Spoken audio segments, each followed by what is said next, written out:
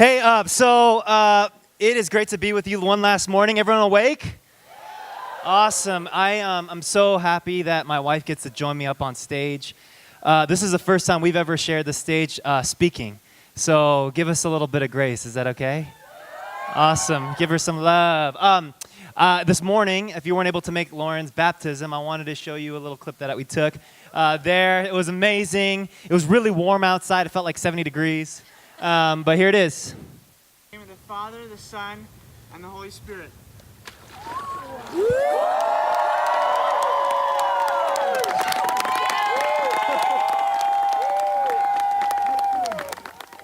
And then here she is on the brink of hyperthermia. She's not here with us. No, I'm just kidding. She's right here. That's a bad joke. I'm sorry. I shared in the beginning on Friday that I got a chance to write a book a few years ago. And many people asking, what is it about? It's called In Flux, and the subtitle is called Finding Purpose in Transition. So whether you're a freshman entering into this new season of life, or if you're a senior thinking about what's next, that was my intention. I wrote it really for people kind of in this pivotal moment of transitioning. And to be honest, we're always in transition, right? Whether you're trying to get a new job, or moving to a new city, or getting married, or having kids. And so I have this little promo video, and then I'll share a little bit about afterwards on how you can get it. But here's the video.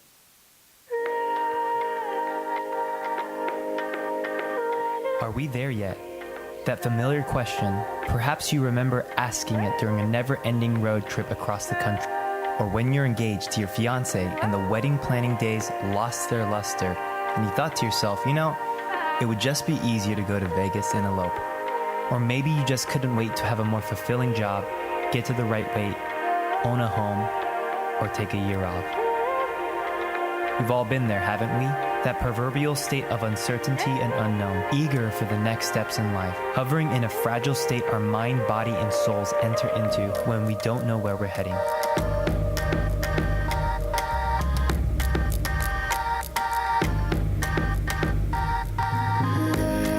When you look in the viewfinder of a camera, you only see a small square box. Only one way of perceiving things.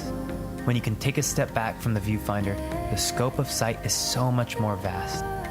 Away from the lens, context and frame of reference awaits.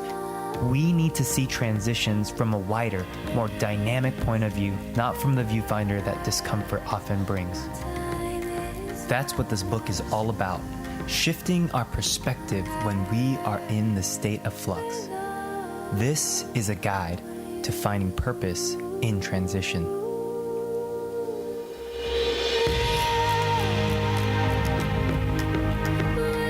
So that's what the book is about. I'm going to sell it for $5 today afterwards, right here on stage. I take Venmo as well if you don't have cash. Because I don't carry cash. So hopefully that works. And if you're in a place where like, man, I don't have money and I can't afford it, just come talk to me. I'd love to give you one and bless you with that. There's ways that I'd love to stay connected. Oh, there it is, Influx. And I love to stay connected with y'all. So that's my website, DannyKimm.com with 2 M's. And I'm on Instagram, on LinkedIn, and Twitter, and Facebook, and just however I could be a support to you. I love being able to just reach out. People reach out all the time and say, hey, could you have a few minutes to chat? Or I'm in transition right now and love to hear your story. And I'd love to be a resource. I have so many people that were a little bit in front of me that gave me so much, and that's all I want to be for you. And so if that's the place where you're in, you're saying, hey, I'd love to chat at some point, I'd be happy to be a resource for you. Sound good? I'm not leaving you guys high and dry. So this morning, we're finishing up kind of our theme of who do you say I am, and it's really a conversation this morning about identity. And depending on time, if you have questions, I'd love to hear them, and hopefully EJ and I can answer them. But we just thought of a few questions that we thought might be relevant for the season you're in right now. And so we're just kind of going to go through a couple questions, answer them. We're going to try to be as real and vulnerable and honest as we can with you all. And just know that we're in process. we are in transition. We're not there yet, and I think that's what really the book is all about, is that we're never really fully there, you know, and we really hate that uncomfortable middle between A and B, you know, that space, and yet so much happens between A and B. And so I think hopefully we can share a little bit of our story and our faith journey and inspire you in any way possible. So without a further ado, this was our first question that we thought that might be relevant. Describe your relationship with God in college, and I'm going to let EJ kick it off. Oh, thanks. All right, so describing my relationship with God in college. I would say, one, it was very much community driven. So just seeing you guys all here and hopefully getting connected into crew, I just think is so important, because that's exactly what I did. I remember being a freshman, and I remember, stepping on a campus and all the churches and all the clubs that you could be a part of. Well, for me, I chose to get really, involved with my church that I found on campus. And a lot of my best friends got involved in crew. So I would just say that was like very much a part of community, was such a part of my relationship with God. Because through others, through finding those best friends and finding those mentors, just really helped me learn about God, and took God outside of my boxes because of how others were relating with him. And I would also say the other part of my relationship with God in college was learning, So I know you're in classes right now, but for me, it was going to conferences, going to retreats, going to workshops, and just learning about who God was, because, I had come from high school, and who God was what my family said God was. And coming into college, I was like, okay, well, I'm on my own. And God, really started to ask that question, like, who do you say that I am? And a lot of that came through learning about him and finding my own passions and reading about that. And so that's good. You guys heard a little bit of my story, but for me, we're going to talk a little bit about this, but there's this phrase that we like from some Christian psychologists that talk about the shadow of our caregivers. The shadow of our caregivers. So the shadow is not necessarily the best parts of people, and our parents at times, or caregivers, or people who were raised us, have unintentional consequences because of their shadows, and we develop as a result of that, kind of some of their challenges. And so for me, honestly, a big piece of my development was becoming my own person, because my mom, I love her, and we have a great relationship still to this day, but she showed very conditional love towards me. And so I didn't know when I was good enough for her. And I struggled with that for a very, very, very, very long time. And so my relationship with God was deconstructing that expectation, because I always felt like God was like conditional towards me. Like, you got to show up, you got to be good. And so I kind of was raised with like this really hard shell and being strong, and and not showing any weakness. And God in college was just breaking me down to my core and saying, Danny, you're just the facade of a shell, but I want your heart. And so that was kind of my faith journey, and you heard some of that story throughout, but that was a big piece of my story. And so you're going to hear us talk a little bit about the shadow of our caregivers, because I don't think they meant it. They did all that they could, and yet we grew up in that, and that's what we had to face and struggle through. Cool. So the second question is, how did Summer Project help you process your identity? We both went to Summer Project, and I'll start with this one. I went to Hawaii, Summer Project 2005, and then I actually ended up going to the Czech Republic with my church, and then served at a summer camp much like this called Mount Hermon Christian Camps. And so, yeah, place is amazing. And so I had a lot of opportunities. Like I said, I majored in crew. I majored in ministry and not in biology, but I think what it taught me was, number one, it taught me how to be a leader. In breaking me down and losing that hard shell in my life, it taught me what it meant to step up. and to actually step out in courage. And then the second thing was I had to process a lot of who God was as a father for me, as a loving father. So my mom showed me conditional love, and my father was sort of distant emotionally because he didn't have a father. And so he loved me the best he could, but I don't think he said he loved me until I was like 17. And so that was a big piece of my story, is just trying to figure out who is God. And in these moments when I was surrounded by community and being pushed to my limits, that's when God showed up. And I got to go on the summer project. I went to Costa Rica, and that was a really transformational experience for me.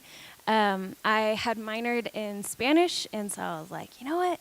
I really want to go like where the water's warm and speak another language. And I always just loved other cultures, so that really spoke to me. And so I would say, like what Danny said, I gained a lot of experience in sharing my faith, especially in another language. So that was really interesting.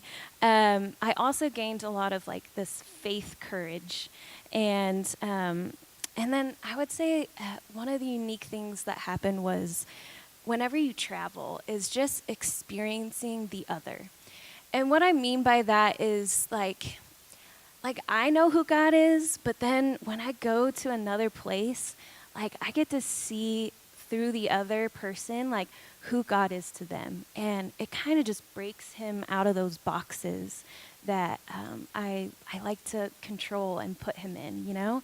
So getting out and traveling just really opens up your eyes to the world and how everyone else is experiencing God. That's really good.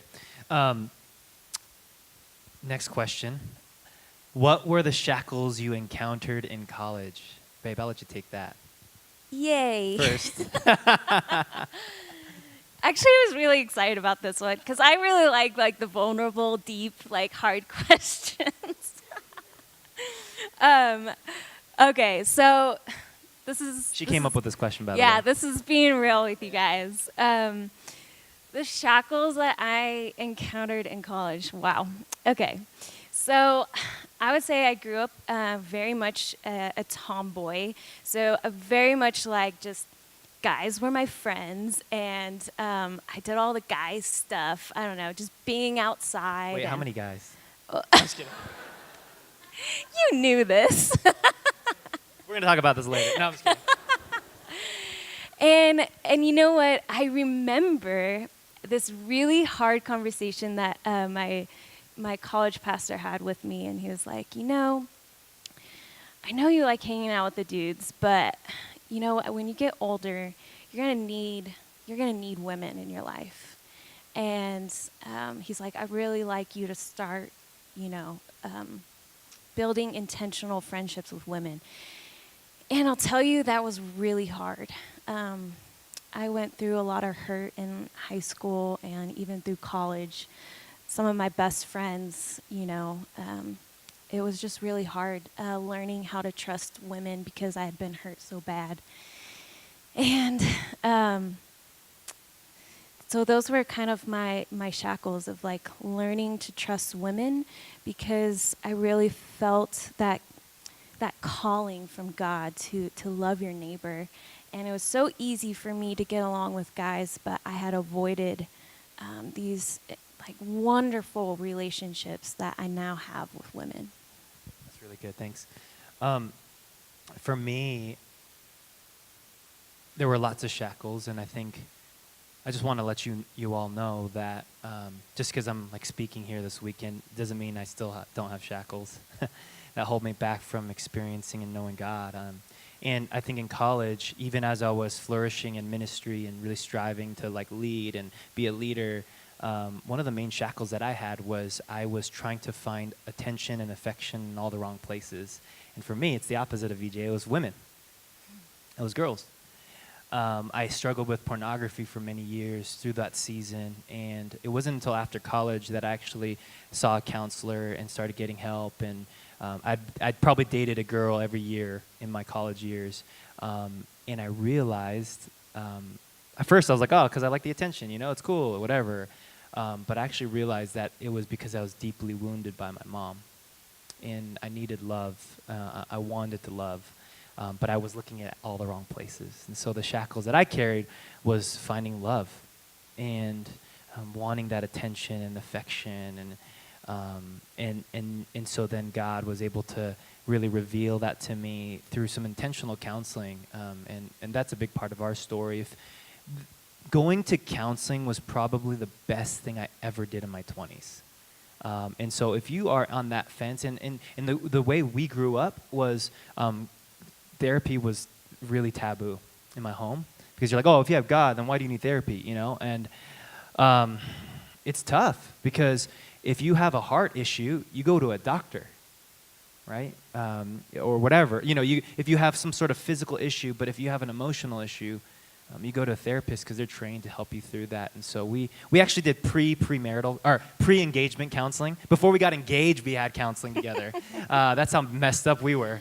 Yeah. I highly recommend it, because once you get engaged, the ball is rolling. Yeah. Right? You're in, you're committed, right? But if you're dating somebody and you're like, man, we got to figure stuff out because we're not perfect, I would highly recommend pre-engagement counseling. Yeah, I want to speak into that too, as far as for the ladies, because I remember I wanted to get married to you a year. Yeah, you did. A year before you actually proposed, and I remember talking to my mom and be like, Mom, I don't know if I want to wait for this guy. Yeah. This is new news. Like I said, this is our first time speaking on stage, right? And you know what? That was probably my most painful year, but the year that brought the most growth, because I took that year to go to counseling, and instead of a relationship defining who I was, there's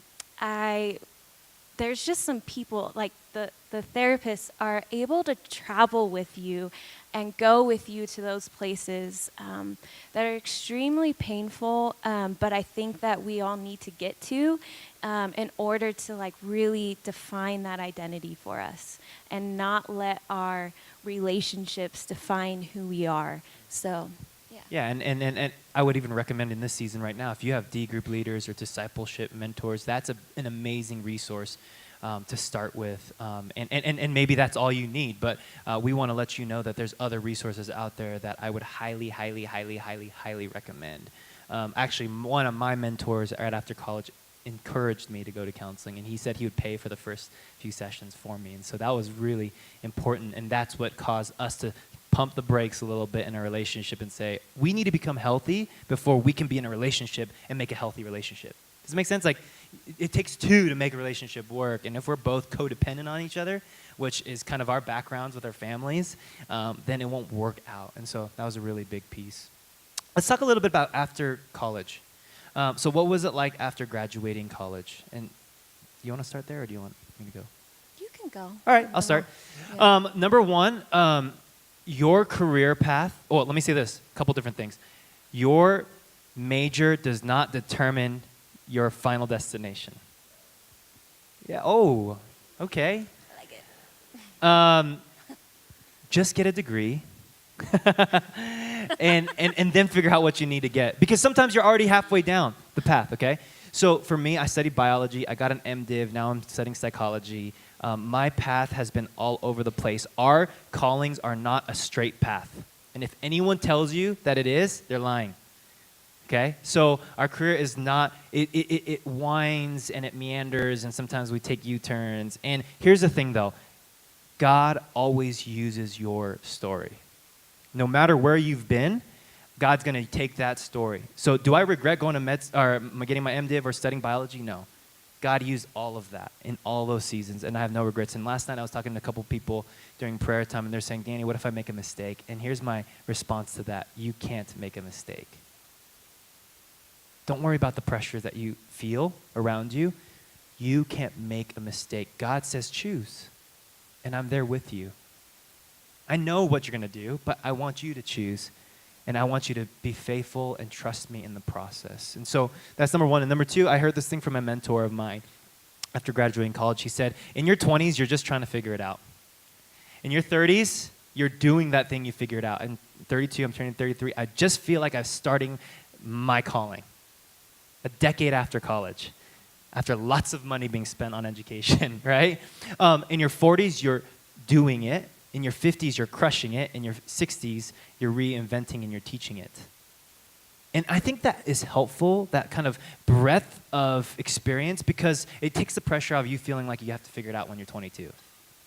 Right? And so just know, take some space, take some time. Anyone take StrengthsFinder or familiar with that language? And any Enneagram enthusiast? Yeah. So I'm an 8-wing 7, and one of my strengths is activator. And so I like to charge hard. And when I was 25, my college pastor said, hey, Danny, just so you know, when you'll figure this out, but you won't be there yet. You just need some more experience. And I got so frustrated at him. I was like, what? I got this, man. I'm going. I'm going to plant a church. And he was like, no, you don't understand yet. And now I turned 30. I'm like, dude, I still don't get it. And I've literally gone the opposite way. I'm like, slow down. Like, I just don't know where I'm heading, and I want to be present. And so just keep that in mind. Know that you have time. And the path that you take, it won't be a mistake.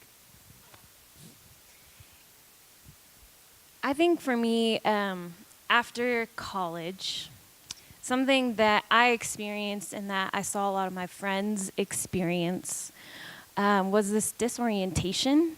I think that's the best word I could come up with as far as with their relationship with God.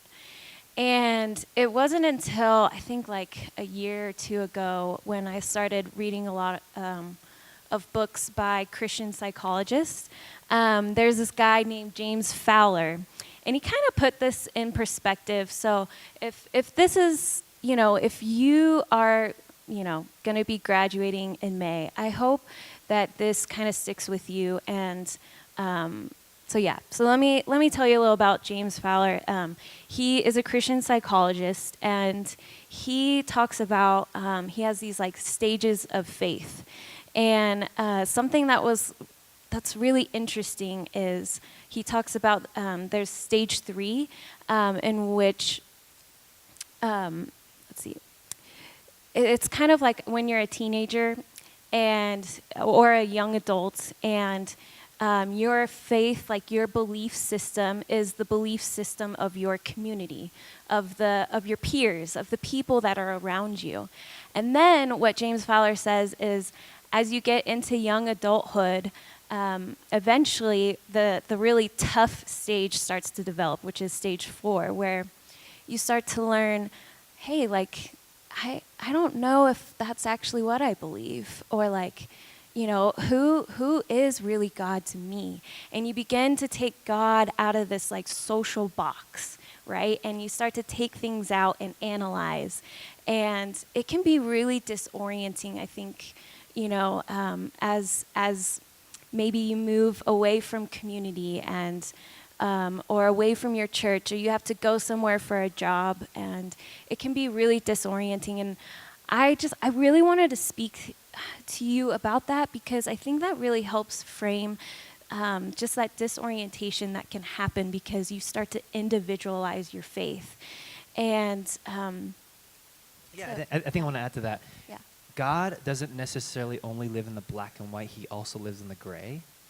And I would challenge you in this season of your development to really wrestle with who God is. Like, don't just take it for what it's worth or what you've always heard in Bible studies and Bible stories or what everyone else is doing. I want you to wrestle with God and say, God, who are you? Much like I had to wrestle with him in my college years, because I think that's so important, so that when you leave college, your community changes completely. You don't get this every day. This is very special and unique. And when you leave college, you are kind of put out in the world by yourself in some ways, unless you get plugged into a church, which I would highly recommend. But you have to, it's scary. And it's disorienting. So do that now in this space, safe space where you're going, God, who are you? And tell me, let me really wrestle with the truth. And just a word of encouragement too, as far as the disorientation part. One thing I love was God is much greater than your disorientation. And he's going to provide guides for you along that path if you do become disoriented.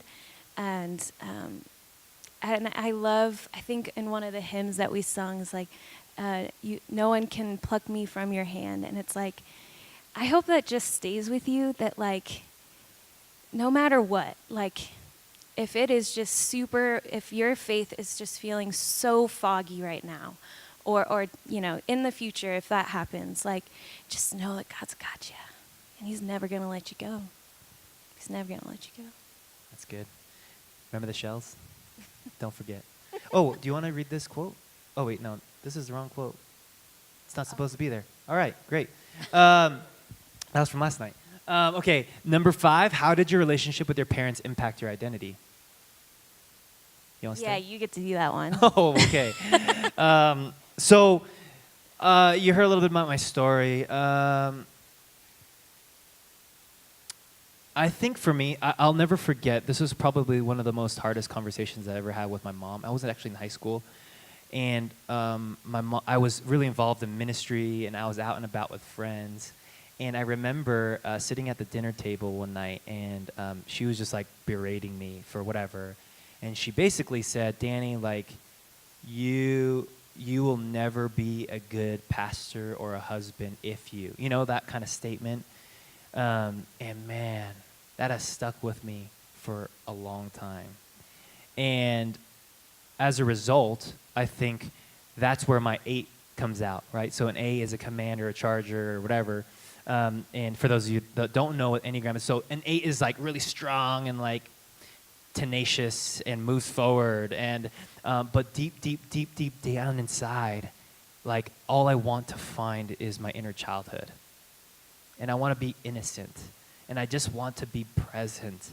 And I don't want people looking at me going, he's a fraud.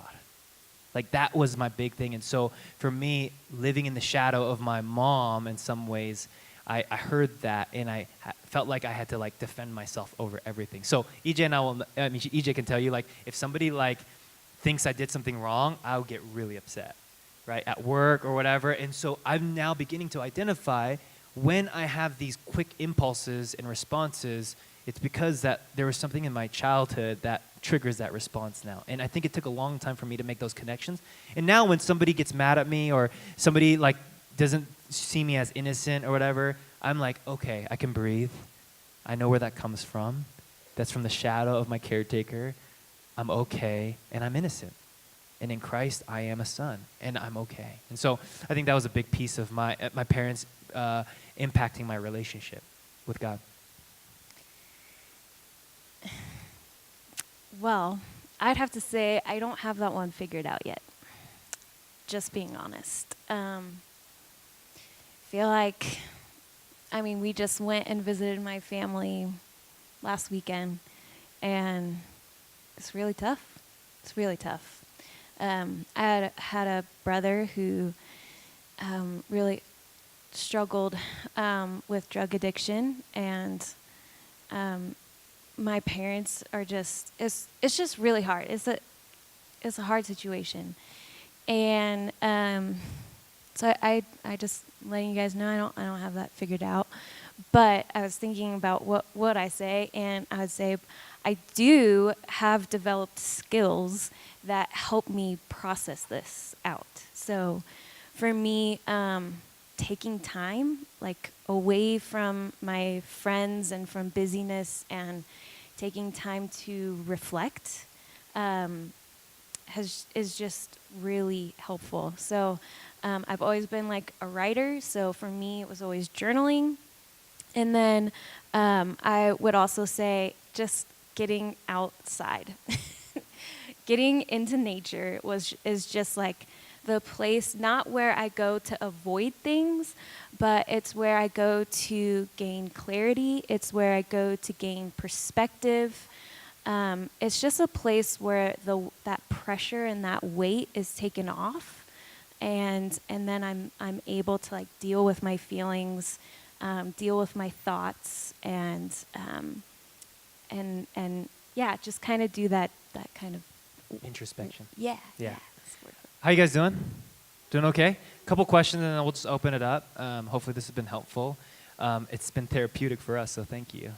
You guys are like our therapists right now that we created the questions for. Okay, what was most helpful in identifying and overcoming your shackles? You want to start with this one? Yeah. So I think we talked about counseling. I mean, that's just the number one thing that comes into my brain. I would say also for me, it was having those trusted friends and mentors. So someone where you could go to and feel that you could confess, and that and that person then just being able to hold that and not so much like judge, like your friend if they're confessing to you, but just holding that with them, just saying I hear you. That was a helpful way. And then, okay, you keep. Yeah. So for me, it was, I've been really fortunate to have strong mentors and disciplers in my life. If you are in a place where you're like, man, I need some guides to help me along the way, I would highly recommend go pursue it, right? After college, I met a man named Mike Daphne who showed me a lot about StrengthsFinder and consulting, and he mentored me a lot. He actually was the one that convinced me that I might not want to marry EJ because I wasn't healthy enough. He was a truth teller. And he was like, Danny, you're not even paying for your cell phone bill. How are you going to pay for a marriage, right? And I was like, oh, but it's fine, And I was like, just googly-eyed. And he was like the one that was able to say, dude, like, you got to step up, and you got to take care of your stuff. So I think for me, find people and seek them out and say, hey, I want to be discipled by you. I want to know you. I want you to show me along the way. I think that's so, so important.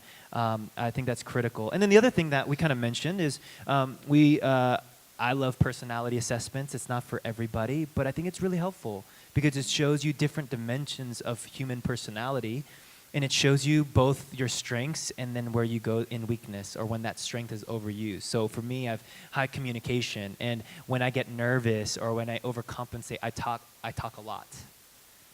And so then in our relationship, imagine what that happens. When I get frustrated, I just talk over EJ, and she can't talk.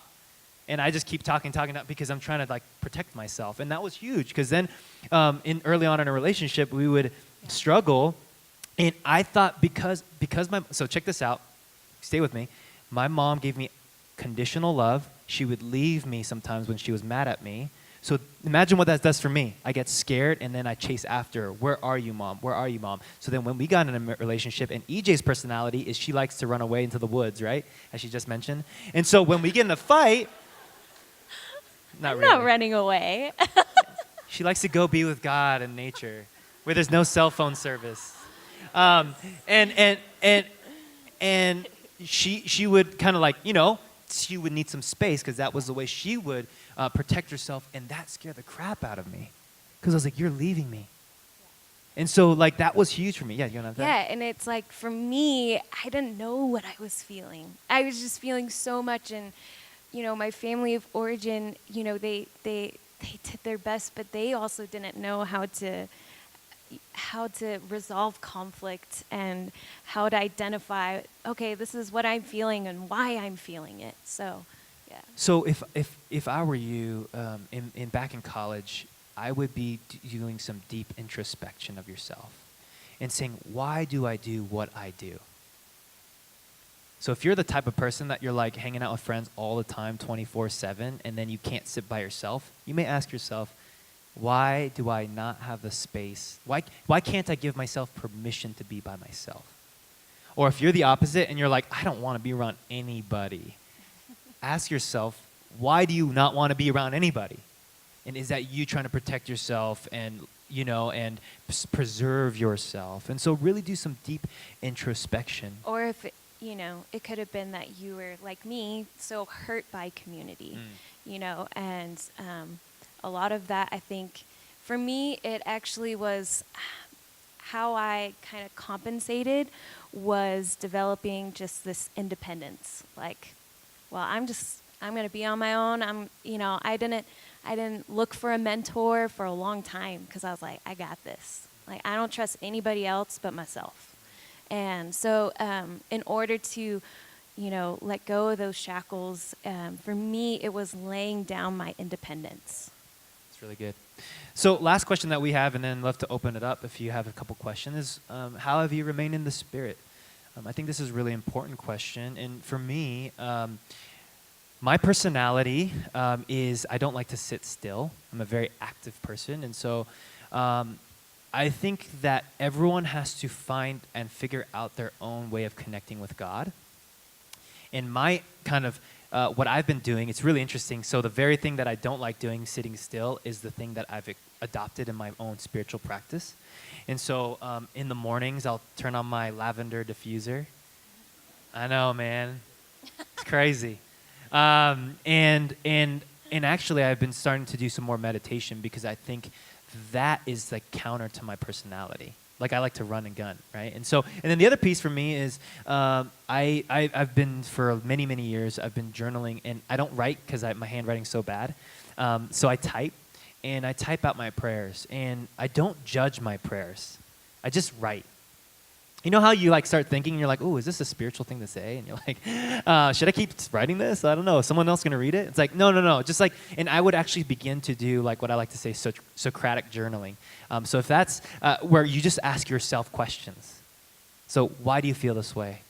Where have you been hurt? Why you're about to walk into this meeting. What are you nervous about? Oh, your friend didn't text you back. How are you feeling right now? And really processing through that. And that has been incredibly transformative for me because I feel like Jesus speaks to me. And then I'm like, oh, that's not so bad. And so there's some really interesting psychology behind that too. But I think all that to say, I think spending time being introspective is one of the most important things you could do in your early 20s. And then I would say, as the introvert, it's weird for me to say this, but I would say remaining and like staying committed to your community. To your spiritual community, whatever that looks like, no matter how hurt people, however they might hurt you, stay committed. Stay committed. People are hard, and they're Yeah. complex. And when you enter into community, it gets really tricky. And they have the opportunity to hurt you in really big ways. And so the best way to make a friend is to be a friend and pursue people. Yeah, and I guess I say that because not that community becomes your identity, right? But just as if you guys in that devotional time by Henry Nouwen, it talked about seeing yourself truthfully, and he talks about how his friends see him and how that's important because sometimes he doesn't see himself that way.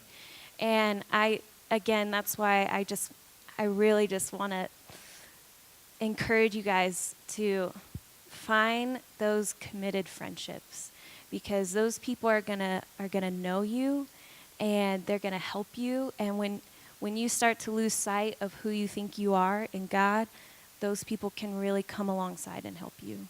And I know that's how a way that I've remained in the Spirit. And then I would also just say one thing that we learned in our marriage was the discipline of having a Sabbath. And as people who like to, you have a nurse and you have someone who's just always doing something, I feel like we're almost addicted to our busyness, right? And Sabbathing it's just so good. You get to go and play and just have fun in the Lord. Like I said, like going outdoors, like if you love to surf, then surf. And if you love to climb, then climb. And if you like to hike, then hike, You like to read a book. Yes, like do those things, because that is where the Spirit is in your passions, So I think we have just a couple minutes. I don't know what our timing is. Are we over? Cool. So we got another 45 minutes. Great. What are some questions you might have? Just shout it out. Yeah.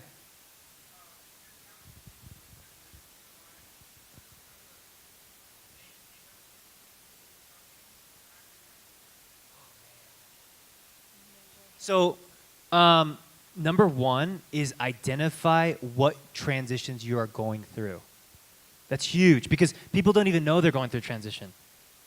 That's it. And sometimes we get frustrated. We're like, oh, I'm so anxious, and it might have just been the bad burrito you ate yesterday.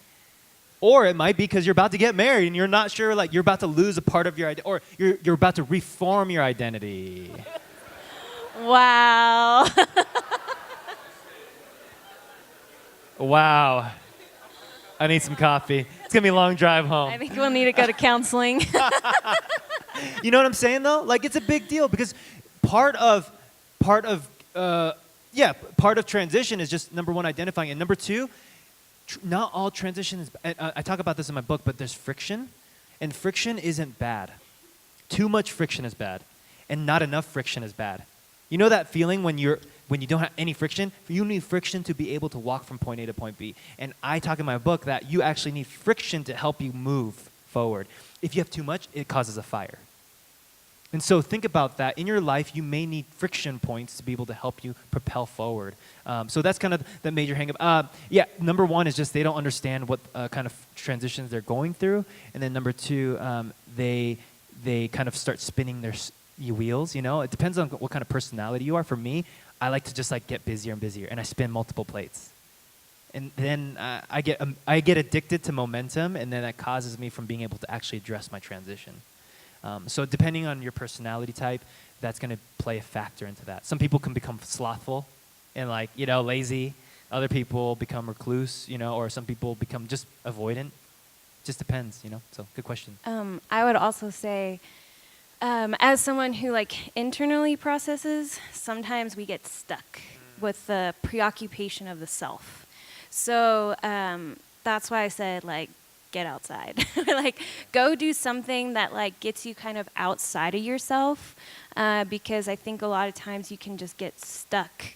Maybe it's even like going to like coffee with a friend. I know some of the like most meaningful conversations is with some of my best friends or mentors, and it just helps you get outside of yourself. And then also I think another thing for myself was like kind of this like perfection piece of like, okay, I gotta know where like, you know, if I'm at A, then like B's gotta be perfect, and I gotta get there in a perfect way, and just kind of like releasing that kind of control, I think like really is like what a hang up that people can get in, is just this like control piece of like, I gotta do it right, I gotta be right, I gotta be successful, I can't fail. Great question. Great question. What else? Yeah. Oh, we got two right next to you, but yeah. The white shirt, yeah.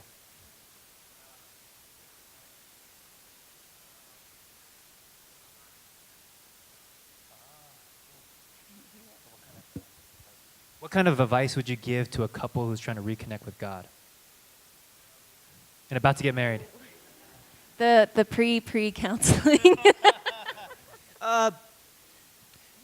Find older couples, or not necessarily in age, but more mature couples in your life to mentor you, to process, ask those deep questions. It's really, really important. Don't do it alone. I think that the lie that the enemy gives us is that you're by yourself and that you struggle with, your struggle is unique to your situation, and it's not. We all struggle with similar things, you know what I mean? So I would say find those points of connection with other people and say, hey, would you guide me through? I've got some questions, and processing through that. Do you have any other questions? Or answers? No. Yeah, so hopefully that helps. Yeah.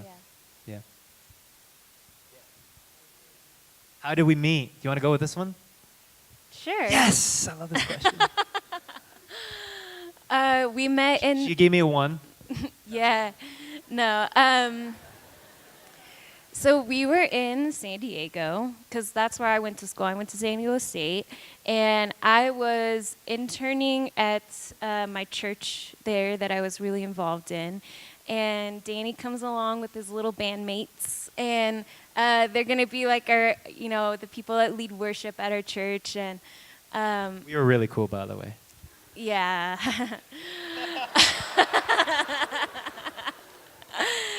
Oh, we thought we So- were. We had a MySpace page, okay? Yeah. That's right, you did. And actually, what was really funny was one of Danny's bandmates had a crush on one of my really good friends. She was my roommate. And so she already knew the guys, and so the girls had the guys over for like dinner, and like I was like, I really love to surf, so I was like, okay, like let's go surfing, guys, and like so we were really good friends, but I was actually dating somebody at the time. So that was actually really fun though, because we just got to like know each other as friends, which I think is like really important, to not just have this romantic relationship, but to really have a good friendship. And so we did that over the summer. Like we went surfing, and then I was interning, so we were just doing like ministry together. And then I broke up with the dude, and I was like, yes. well, you always say that. Get in there. What was the little speed bumps thing? Oh, I always, this isn't true. Don't believe this, but I was like, the big joke was I would be like, oh, boyfriends aren't stop sign, they're speed bumps. You just drive faster. Hey, it's not lock and loaded, right? So, I know, don't believe me. So, no, Yeah. but really, in all honesty, I kind of shared a little bit that some of my shackles was finding attention from women, and she had a boyfriend, so it was really refreshing for me to find a friendship that I didn't have to feel like I was trying to impress. And that was really freeing, and that's what I was so drawn to her for, because it was like we were able to just be friends before we were anything else. And so then, yeah. Can I share? And then for me, it was the, so after I had broken up with my boyfriend, it wasn't just like immediate, like, okay, like, let's get in a relationship. You know, it was 6 months afterwards. I like remember telling myself of that discipline of like, okay, like, don't get back into another relationship, like process this, what did you learn, you know, all that kind of stuff of self-reflection, of just being like, okay, who am I? Because I remember when I broke up with that guy, I was like crying to my roommates, and I was just like, I don't know what I'm gonna do with my life. Like I was, this guy was like my identity, you know? So it was really good to take that time off and just really process from that, and again, start to develop that self-worth again, so. One time she drove up from San Diego with a couple of friends to go to my roommate's recital up to Slow. She drove from San Diego. And I was like, you're not here to see my buddy's recital. You're here to hang out with me. Okay, but that's because you were talking to me on Facebook. Oh, that's so true. That's true. I was like, The all right. equalizer. Yes, that's true. We were like, hey, what's up? So anyways, what other questions? Moving on. It's getting warm up here. Yeah.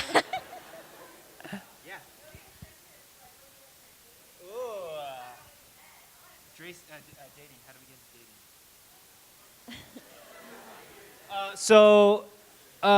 mean, that was we good waited of 6 you. months. We dated actually long distance for about 6 months. So I was in Slow. She was in San Diego State. Then my bandmates and I moved down to San Diego afterwards, and it was tough. Honestly, we really liked each other, and yet we would just get underneath each other's skin at times. I think it was just we were just unhealthy. I We were mean, unhealthy. we had triggers from like our family to like other hurtful, things, and Yeah. it just came out. Because what happens is you're around that person, and they just become that mirror of like all of your crap. yeah. So we started to have to really deal with that after like the honeymoon stage, Yeah. So. And I think marriage is about self-sacrifice. And marriage, I had a friend tell me this one time. I think it's really wise. He said, marriage is not about your happiness. It's about your holiness. And it's a refining process, but it's an amazing process.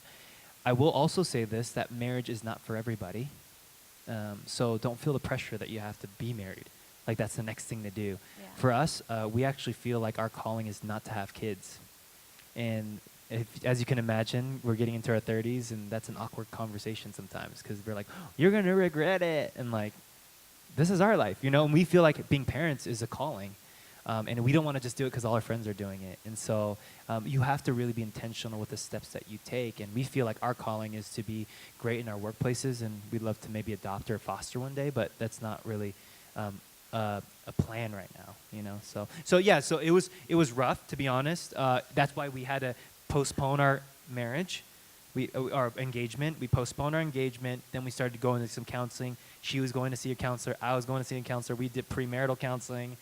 Do all of that stuff, guys. Take care of it. Do it now because it only gets harder later on because you become more of who you are. And if you're living in unhealth or being blinded, you're not able to really connect in a deeper way. And so, really important. And I just want to say one thing, because this is very much a part of my story in dating you, was that, like I had told you, that I really struggled with like creating female relationships. So as I started dating Danny, I knew that I needed to start having those girlfriends.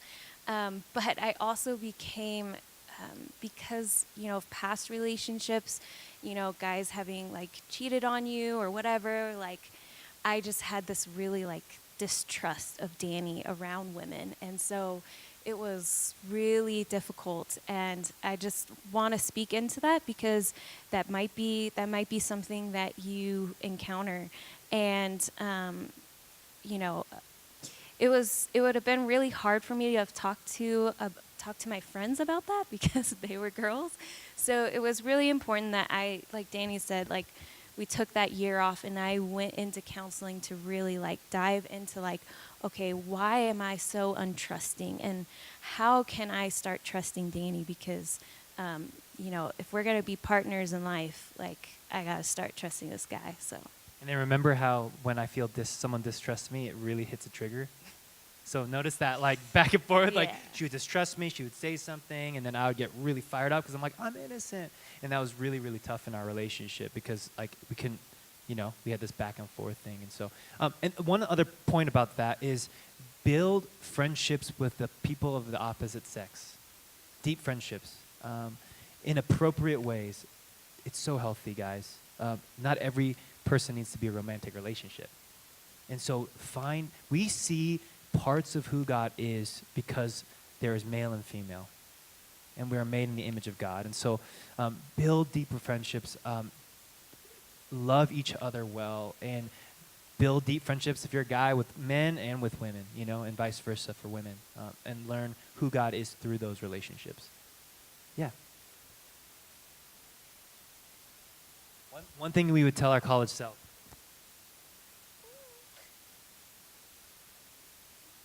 It's a really good question.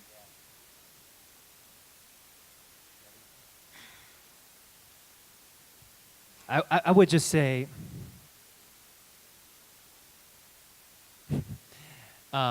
identify areas in your life where you are seeking attention and approval, and do the opposite. Or like really diagnose it and wrestle with that.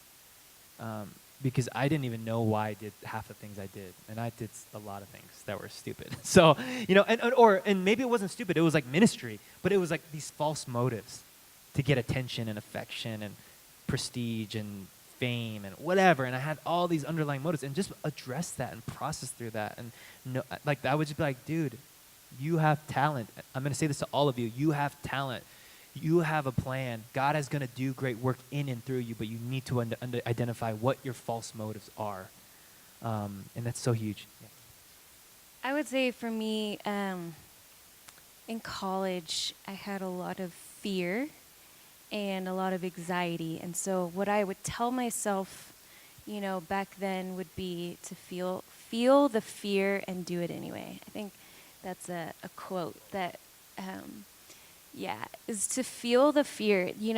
Fear is a symptom of something deeper. And I would go there. Because once you go there, the fear's actually gone. It's all made up. It's all what, from the brokenness to what we imagine inside of our heads of how it's going to actually be when it's actually not. Yeah.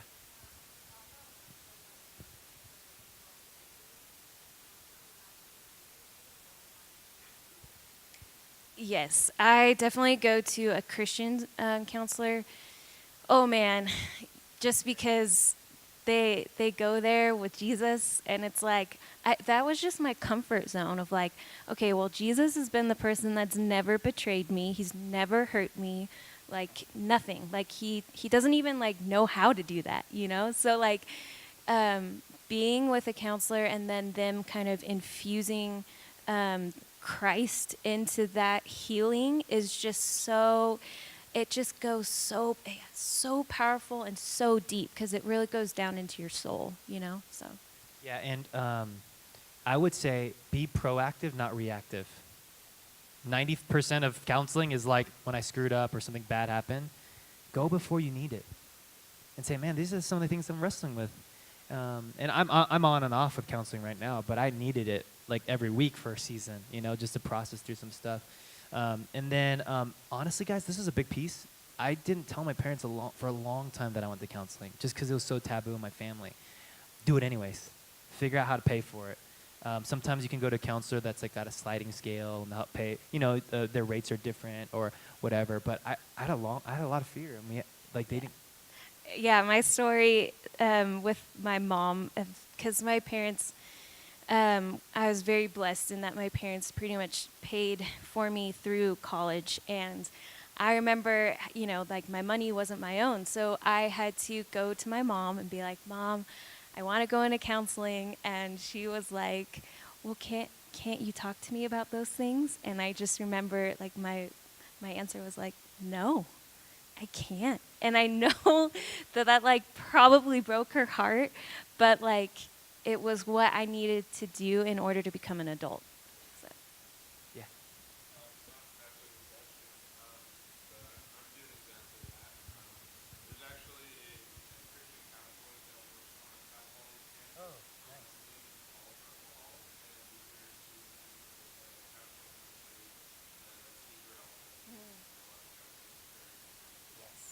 Do it. That's great. Yes. Great advice. Great. Even if you're like, I feel like I'm doing all right, just go. Check it out. You know, be like, this is what I'm dealing with or this is what I'm thinking about. And I heard about this camp and retreat. And then talk to your guys as D group leaders and staff members, and they're gonna love you and support you in all of that. So, and I believe that. Last night we got a chance to spend some time praying for you guys before the dance party, before they got all dressed up and scary looking for some of them. But we just got to pray for y'all, and it was amazing. And I know the staff love you, each and every single one of you, and they know you by name. And it's really refreshing. And so just know that they're praying for you. Maybe one or two more. Maybe one more. One more. One juicy one. I'm just kidding. Yeah.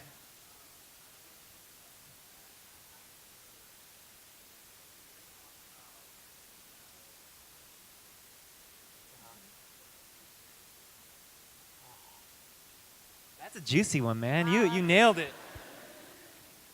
I think we're done. All right, worship. I'm just kidding. No. Yeah. Number one is you need to become healthy yourself before you can start reconciling with your parents, because it's really hard. Because there was a season where I stopped talking to my parents altogether for a season because so what happened was my sister was going through a lot of depression, and part of the reason why was because of my mom. And so I invited my sister to come move in with us in San Diego, and my mom did not like that. She was like, why didn't you ask for permission? I'm like, what the heck? She's 24. Like, what do I have to ask you permission for? You know what I mean? And I'm like, I'm 30. I'm a grown man. Like, I don't need... And it was really hard. We stopped talking for 2 years. And I actually came to a place, number one, I had so much bitterness towards her that I just was like, I'm not going to talk to you. Like, I'm going to be... And after a couple of years, God was doing a work in my heart, and I realized that I'm okay even in my parents' unhealth. That I don't have to... I no longer have to be dictated. My identity isn't dictated by their unhealth and their lack of resources, specifically with tools. I told them this so many times to go to counseling. They still haven't gone. And I think they do. And they're doing fine now, but we can only go so far, right? And so I actually came to a place where I said, you know what? I need to ask for forgiveness even though I feel like I was wronged. And I was okay with that, saying, God, you're my judge. And that's what actually Daniel means, is you are my judge, and you will take care of me, and you're going to provide. And so it took a long time, but I have so many people supporting me through it, praying for me with it, processing it. And then by the time I said, Mom, will you forgive me? It was like, God was freeing me. And so it's really, really, really hard. It's a process. But now we have so many different ways of approaching our parents. When we just visited our parents in Portland, it was really challenging. But we were able to be ourselves and say, we're one in Christ, and we don't have to be swayed by the chaos that our families bring. And some of you guys might have amazing parents. But I will say this, your parents, you're in college, you begin to shift your relationship with your parents because you are becoming an adult and you're becoming more of a peer with them. And so no longer should they dictate who you are. When you're growing up, you're like, whatever, mom, whatever, dad, like I am who you are, and now you're not, and you need to begin to identify who am I and what is true for me and what is right for me and how has God created me. So that's a big piece.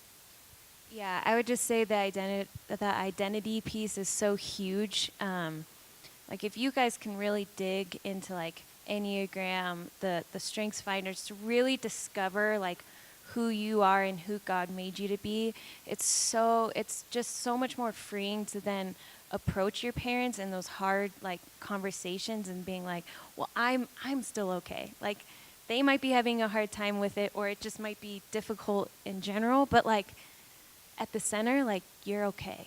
And I think one thing for me is with the hurt and things that I've experienced, I just think forgiveness is just so good. And one of the quotes, I don't remember who said it, but forgiveness is a new way of remembering. And that was just such a new way of looking at my parents and my brother, was just having now this new way of remembering them. And, because maybe they weren't the brother that I wanted them to be, or they weren't the mother that I wanted them to be or thought they should be or needed them to be. But I can forgive because they need to be set free of that, and I need to be set free of that. And through forgiveness, I'm able to do a different kind of, now there's like this new remembrance of who my family is. She's a quote queen, by the way. She's great at this. Okay, so I just want to say thank you for being here with us this weekend. We felt really loved by you all, and we're so glad, and we hope that we can stay connected, whatever that might look like. But I'm going to ask you, Jay, do you want to give a quick benediction? Do you want me to do it? Yeah. Okay, I'll do it. Okay, I'll do it. Nice. I totally put it on the spot. Okay, go ahead and stand with me. And just as a way, and we're going to have the band, and we're going to worship.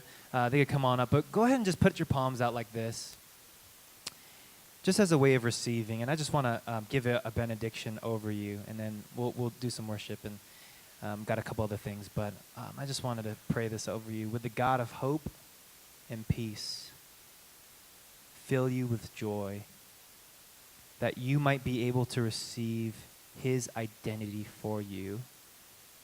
The God who replaces shackles with joy. With that hope, fill you that you might be a light to the world. God, we thank you for this weekend, and thank you for these friends.